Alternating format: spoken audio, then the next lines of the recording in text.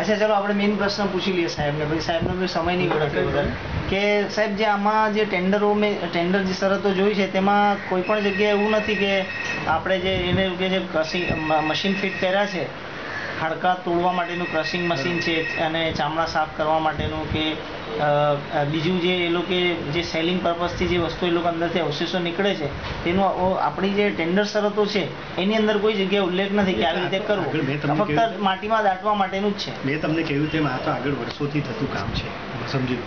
એટલે આ જે કામ આગળથી થતું આવ્યું એ રીતે જ ચાલે છે. એમાં એને જે કામનું હોય એ કાઢીને બાકીનું જે છે તે ખાડા ખોદીને દાટવાનું છે. બરાબર છે. એટલે જે હાડકા વેચે છે કે ચામડું વેચે છે તે પહેલાથી થતું આવ્યું છે. એ હવે એકચ્યુઅલી શું છે કે આ અત્યારે તો વિનામૂલ્યે મેં તમને કહ્યું કે આગળ એક પણ પૈસો આપ્યા વગર આ કામ થતું. હવે આ કઈ રોયલ્ટી એને મળતી હોય તો તેમાંથી 110 ભરવા તૈયાર થયો ને આપણી જોડે. બરાબર વસ્તુ આ છે. અને જે માઉસ વેચાય છે સાહેબ એ હવે અમારા નોલેજમાં નથી. એટલે મેં તમને ક્લિપો જે બતાવી બરાબર છે, તમે કહ્યું સાચી, તપાસ કરાવીએ. એમાં શું પગલાં લઈ શકાય સાહેબ?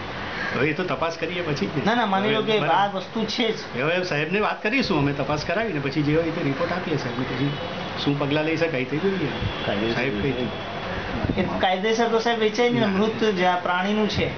હા પણ હવે એ જોઈએ પછી સાહેબ નક્કી થાય ને. અત્યારે તો અમે નાગરિકોની બોડી પર ડેમેજ કરે એ વસ્તુ છે, એટલે એના પર તંદુરસ્તી પર અસર કરે એવું છે. કારણ કે ટોટલ મૃત એટલે કોઈ માંદગીથી મરેલું હોય, કોઈ ઇન્જરી થઈને કોઈને ઇન્ફેક્શન થયું હોય, ઘણા બધા કારણો પરિબળો હોઈ શકે.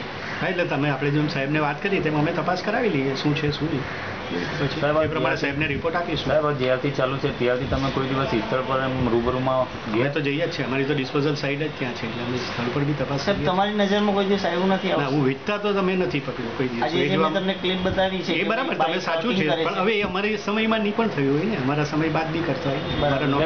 એટલે કયા ટાઈમે તમે ગયા છો લગભગ? અમારે તો નોકરીનો સમય એ જ હોય. ના એટલે સવારે 9 થી 5 ની વચ્ચે ગમે ત્યારે અમે ગયા ત્યારે આવું જોવામાં નથી. તમે જે કહો છો ત્યાં આપણો માણસ બેસાડ્યો છે જે વેદ બ્રિજ પર, તે રિસીવ સ્લીપ લે છે, રિસીપ્ટ લે છે જે કે ભાઈ આની અંદર 2 ભેંસ છે કે 1 ગાય છે, એ એપ્રુવલ મેળવીને પછી જ એને ખાલી કરવાનું છે. બરાબર, એને અકોર્ડિંગ એને અહીંયા પે કરવું, અહીંયા પૈસા. તો સાહેબ એવું બી બને ને કે ભાઈ 2 ના બદલે 1 બતાવો? એવું નહીં, અમારે અહીંયા નોંધણી નહીં થાય, રજીસ્ટર હોય આપણી પાસે. હું બતાવું તમને, અહીંયા બતાવું. આપણી પાસે અહીંયા જે ફરિયાદ આવે એ આપણે અહીંયા રજીસ્ટરમાં નોંધવાની. એટલે વોર્ડ ઓફિસમાં જે ફરિયાદ, વોર્ડ ઓફિસમાંથી બી કે જે અહીંયા બધી ફરિયાદ આપણી પાસે આવે આપણે એને નોંધીને આપવાની. વોર્ડ ઓફિસમાંથી તમારી પાસે વોર્ડ ઓફિસમાંથી અમારી પાસે આવે, આમ બી પબ્લિકની બી આવે તો બી અહીંયા અમારે નોંધવાની. બરાબર. કોઈ તમારા પ્રેસ જેવા આવ્યું તો પ્રેસમાં ટેલિફોનિક જે આવી હોય ફરિયાદ અમારે અહીંયા નોંધીને એને આપવાની.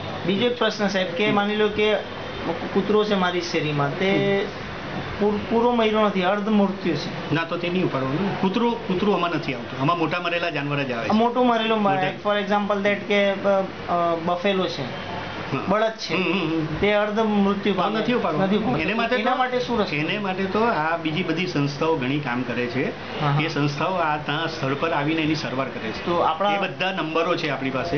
અચ્છા, એ મને આપી દીધા નંબરો આપું. અને એસએમસી આપણે સુરત મહાનગરપાલિકા તરફથી એના માટે કોઈક અરેન્જમેન્ટ? નહીં, આ તો આવી તો 4-5 સંસ્થા છે જે આવા કોઈ પ્રાઇવેટ સંસ્થાઓ છે જે આ રીતની સેવા આપે છે કે કોઈ બી જગ્યાએ તમારું કોઈ પક્ષી હોય, પંખી હોય, કંઈ બી હોય ને, જીવદયા અને એવી 2-3 સંસ્થા છે, એનો નંબર આપી દઉં તો આપણી ડાયરીમાં બી એ નંબર આપેલા છે, કોર્પોરેશનની ડાયરીમાં પણ છે. ઓકે, ચાલો, થેન્ક યુ.